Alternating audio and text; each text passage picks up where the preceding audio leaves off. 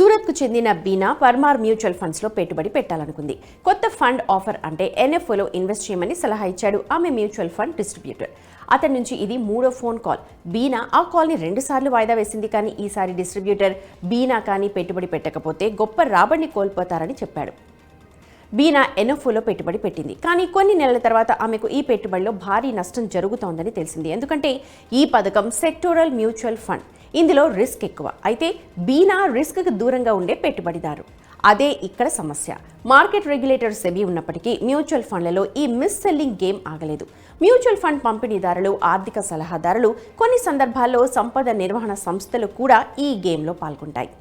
దీనివల్ల చాలా మంది పెట్టుబడిదారులు బీనాలాగే మోసపోతున్నారు. మిస్ సెల్లింగ్, మోసం వంటివి పెట్టుబడి ప్రపంచంలో కొత్తేమీ కాదు. ఇలాంటి సమస్యలు చాలా కాలంగా కొనసాగుతున్నాయి. అయితే కాలంతో పాటు పెరుగుతున్న టెక్నాలజీ వినియోగం వల్ల మోసం చేసే పద్ధతి మారుతోందంతే. మ్యూచువల్ ఫండ్ పెట్టుబడిలో మిమ్మల్ని ఎలా మోసం చేసే అవకాశం ఉన్నది ఒకసారి చూద్దాం. మంచి రాబడి కోసం కొంతమంది బ్రోకర్లు మీకు ఒక ఫండ్ స్కీమ్ గురించి మరొక దానికి మారమని సలహా ఇస్తుంటారు.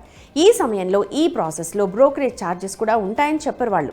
చాలాసార్లు వారు దీని నుంచి మారమని సలహా ఇస్తూ ఉంటారు. వారు మీ తరపున పోర్టల్లో లాగిన్ అయి స్కీమ్ని మార్చేస్తారు. అదేదో తమకు ఫేవర్ చేసినట్టుగా ఇన్వెస్టర్ అనుకుంటారు. మీరు మ్యూచువల్ ఫండ్ ఇన్వెస్టర్ అయితే మీ పెట్టుబడులను క్రమం తప్పకుండా చెక్ చేయండి. మీ ఖాతా స్టేట్మెంట్లను ఎప్పటికప్పుడు చూడండి. ఎవరైనా మిమ్మల్ని స్కీమ్ని మార్చమని సలహా ఇస్తే సరైన కారణాన్ని అడగండి. స్కీమ్ని మార్చడంలో ఎలాంటి ఫీజులు, పన్నులు ఉంటాయో బాగా అర్థం చేసుకోండి. చాలాసార్లు బ్రోకర్లు లేదా ఇతర మధ్యవర్తులు మ్యూచువల్ ఫండ్ పోర్ట్ఫోలియో ఫామ్లలో వారి ఈమెయిల్ లేదా మొబైల్ నెంబర్లను అప్డేట్ చేస్తారు. నిధులను విత్డ్రా చేయడం, బ్యాంక్ వివరాలను కూడా మార్చొచ్చు. దీనిని అడ్డుకోవడానికి మీ పెట్టుబడి ఫామ్ను మీరే ఫిల్ చేయండి.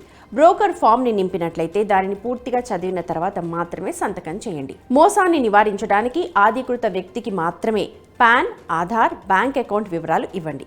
మీ లాగిన్ ఐడి, పాస్వర్డ్, ఓటీపీని ఎవరితో కూడా షేర్ చేయొద్దు. బీనాలాగా మీకు కూడా డిస్ట్రిబ్యూటర్ నుండి కాల్ రావచ్చు. ఇందులో మీకు అద్భుతమైన రాబడి వస్తుందని మీకు చెబుతారు.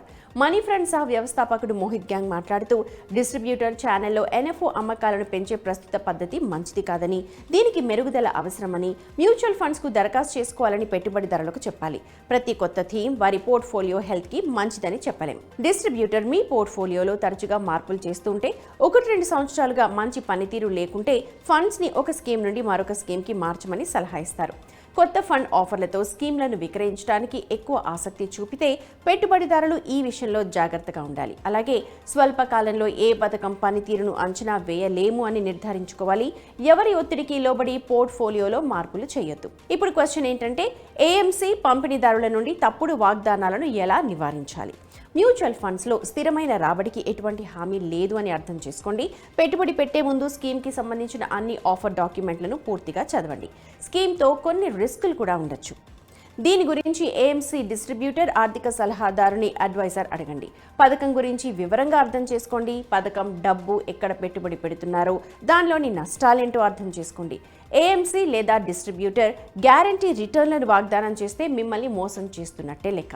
అబద్ధాలు చెప్పి మ్యూచువల్ ఫండ్స్ను అమ్మేస్తూ ఉన్నా లేక మరేదైనా మోసం చేసే ప్రయత్నం జరుగుతూ ఉన్నా అప్రమత్తంగా ఉండండి.